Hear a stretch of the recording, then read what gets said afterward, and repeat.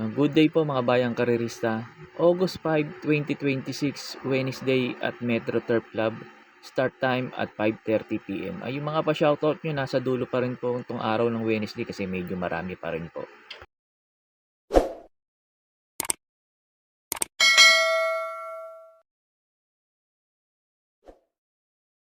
Start na po tayo, race number 1. Start po ng winner take all. Races 1 to 7. Distance 1,200 meters. Pang-primera ko dito, numero 5. Amor Mi Amor. Ito, last run nito ni Amor Mi Amor. Medyo malakas ng kalaban nito. Kala high octane. Pumang-anim to, nagpreba ng 1.27.4 sa 1,400 meters. Tingin ko papabor pa sa kanya yung laban ngayon dito kasi nga baka maghabulan si My Lollipop, Noble Touch, saka yung Bien Confer. Tingin ko mag-aabang lang to. May bilis din naman din to si Amor Mi Amor. Medyo bumaba yung laban niya ngayon kaya tingin ko para sa akin medyo lamang ngayon to, numero 5 na to, Amor Mi Amor. Tapos second choice ko na rin yung mabilis na kabayo dito, numero 2, My Boy Lollipop. Last run naman ni My Boy Lollipop, kay Sting, si Migunda to. Pag eto napabayaan nila sa unahan, tingin ko malaki chance makatapos ng karera to kasi yung iksinang distansya 1,200 meters. Tapos third choice ko, numero 8, pandihado ko, Swift Singy. Itong ganda ng position niya, nasa dulo. Pwede rin naman sumabay ito, disunod na kabayo rin naman to si Swift Singy dito. Tapos cambio hinete, RA Base. Baka maganda itakbo kay RA Base nito. Tingin ko ito pwedeng umupset sa kanila. Numero 8, Swift Singy. Kaya po sa race number 1, pang-primera ko, numero 5, Amor Mi Amor. Tapos second choice ko yung numero 2, My Boy Lollipop. Tapos pandihado ko, numero 8, Swift Singy. Sa race number 2 na po tayo, start po ng pick 6, races 2 to 7, distance 1,200 meters. Dito po sa race number 2, pag may mga kursunada po kayo, lalo't mga dehado, dagdag nyo lang po kasi itong numero 4 na to, sterling pounds para po sa akin dito sa race number 2, sosolohin ko na po to.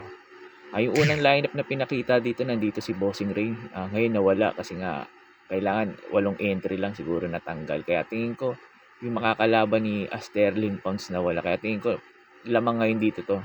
Numero 4 na to, Sterling Pounds. Tingin ko mag-aabang lang to kasi di sunod at dirimating kabayo naman to. Tingin ko hindi niya rin naman na-indain yung 57 kasi halos lahat to tinalo niya na to. Pagkatapos nga pala ng info ko dito, in-upload ko po yung mga dalawang previous run nito ni Sterling Pounds, yung last run niya sa aking previous, yung mga sumunod pang para magkaroon po kayo ng idea kung susuluhin nyo po ba o magpo-protection pa kayo.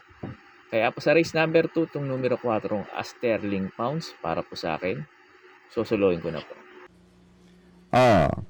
Where they go now, pinagpala, John Squeaker the gate, rushing up ashes to ashes.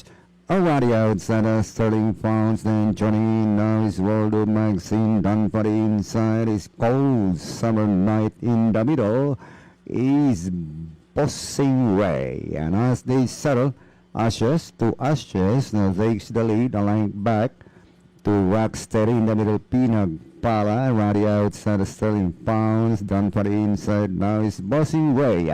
Inside the last 600 is still ashes to ashes. Liz Balang followed by Sterling Pounds, then moving up by the wheel now, Bossing Ray. Already outside fourth now, Rocksteady, then followed by Pinagpala, World of Maxine, and Cold Summer Night, the Polka Island. But is still ashes to ashes. Liz by Sam, 2.5 lengths as they turn for home. Ashes to ashes, leads by Sam 4 lengths now, followed by Sterling Pounds, done by the inside, Bossing Ray. Down to the finish now, it is still ashes to ashes, leads by Sam 5 lengths, followed by Sterling Pounds. And that's why it's ashes to ashes. Second, Sterling Pounds. Bossing Ray, Rocksteady, Polka Island, Pinagpala, and Cold Summer Night, World of Maxine comes in last.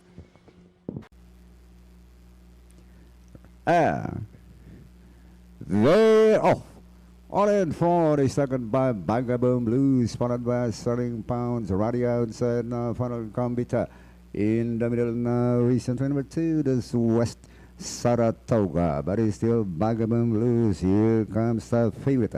Final gambit now for the outside second, lying back in third, West Saratoga, then followed by Sterling Founds. Around the outside fifth now is Bouncing Ray, then followed by Ala Papa. It's Vagabond Blues and Final Gambit. It's Vagabond Blues and Final Gambit now for the outside. Challenge for the back now is West Saratoga. Here comes Sterling Pounds and Bouncing Ray. And as they round the last 8 mile pole is still Final Gambit. Now being chased by Sterling Pounds and 2 lengths for the back Bouncing Ray. Then followed by West Saratoga and 400 out now. Final Gambit holding on with a length lead, followed by Sterling Pounds. 4 lengths for the back Bouncing Ray and West Saratoga. Down to the finish now, it is still Final Gambit in hands and heels, at least by some 7 lengths now, followed by Sterling Pounds. And hitting the finish line, an easy winner. For this one, that's Final Gambit. Second, Sterling Pounds. Third, Ala Pop. West Saratoga, Bouncing Ray. And for your Super 6, I Dominate.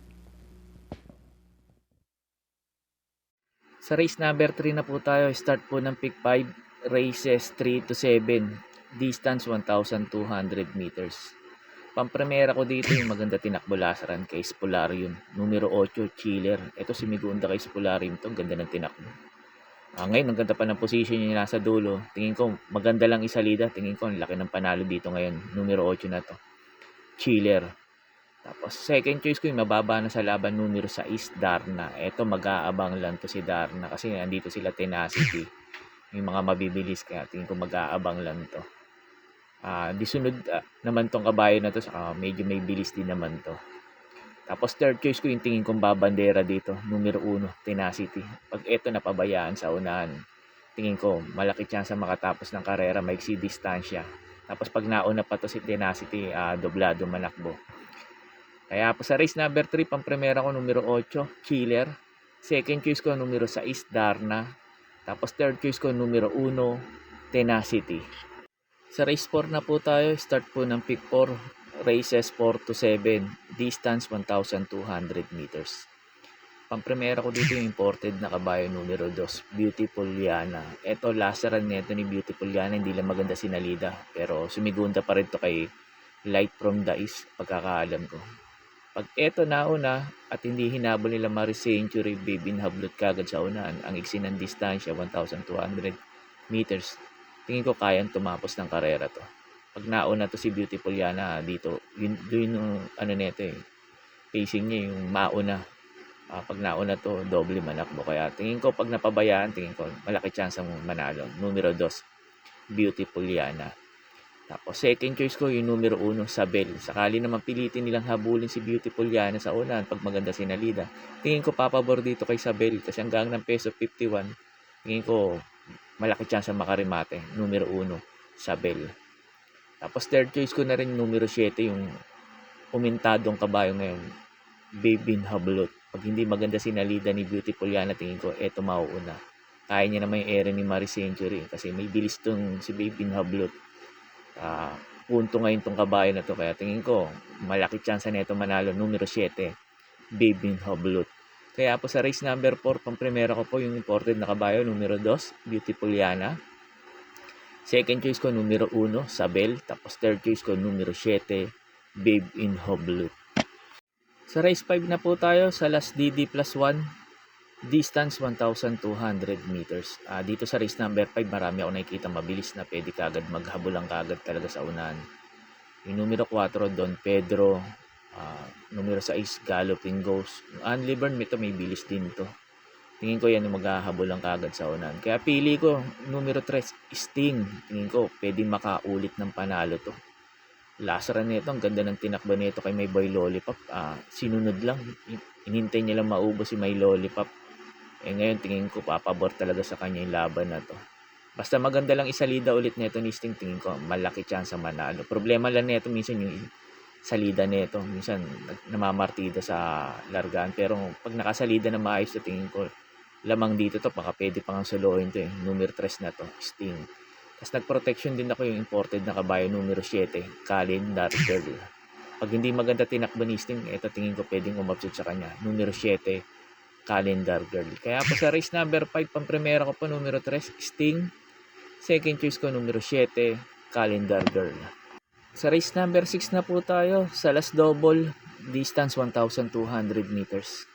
Pang-primera ko dito yung couple entering numero 2, May 10, saka 2A, Just a Touch. May 10, tingin ko mag-aabang lang to kasi yung couple entry niyang 2A na to. Yung Just a Touch, tingin ko ito mauuna dito. Wala kasing gano'ng mabilis ngayon baka mapabayaan sa unahan. Tingin ko malaki chance ang makatapos ng karera. Itong 2A na to, Just a Touch.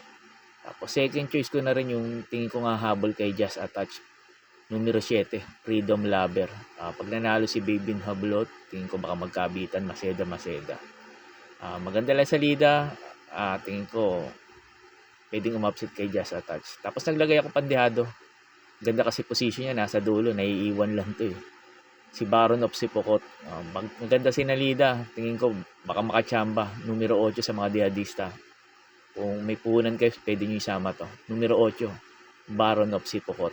Kaya po sa race number 6, pang-primera ko po, couple entering numero 2, May 10, 2A, Just a Touch. Second choice ko, numero 7, Freedom Lover.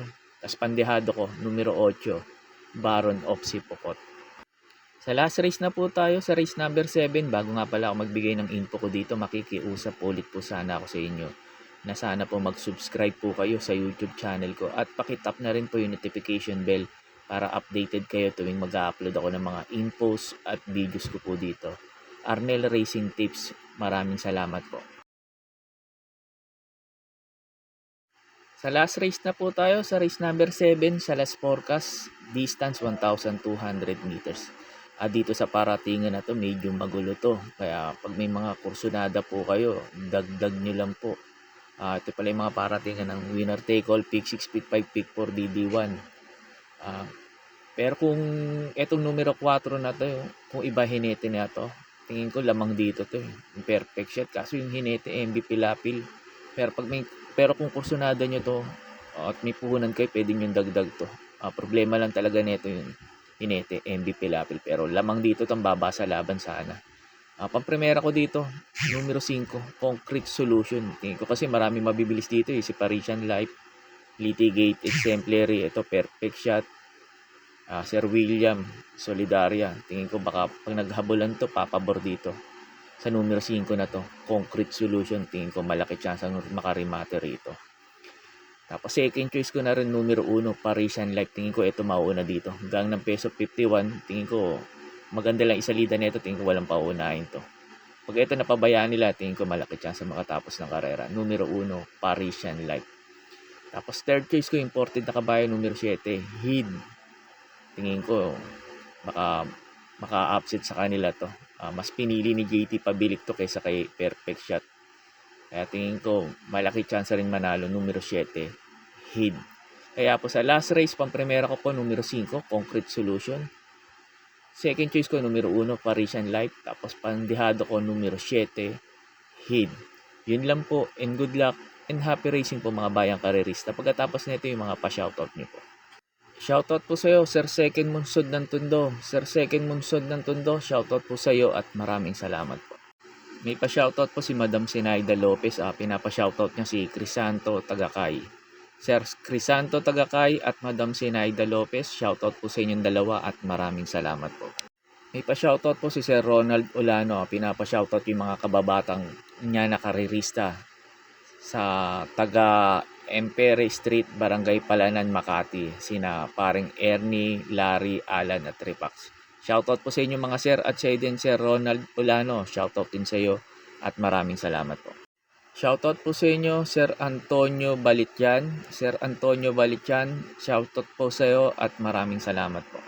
Shoutout sa iyo Sir Isagani Santos. Sir Isagani Santos, shoutout sa iyo at maraming salamat po. May pa-shoutout po si Sir Manuel Tandes. Pinapa-shoutout niya lagi yung pizza niyang si Boyet Flores at yung kumpare niyang si Robbie Santos ng Dallas QC. Shoutout po sa inyo Sir Boyet Flores at Sir Robbie Santos at Sir Manuel Tandes. Shoutout sa inyong tatlo at maraming salamat po. May pa-shoutout po si Sir Ramon Carpio. Pinapa-shoutout niya lagi yung kumpare niyang si Tirso Espiel. Sir Tirso Espiel at Sir Ramon Carpio, shoutout sa inyong dalawa at maraming salamat po.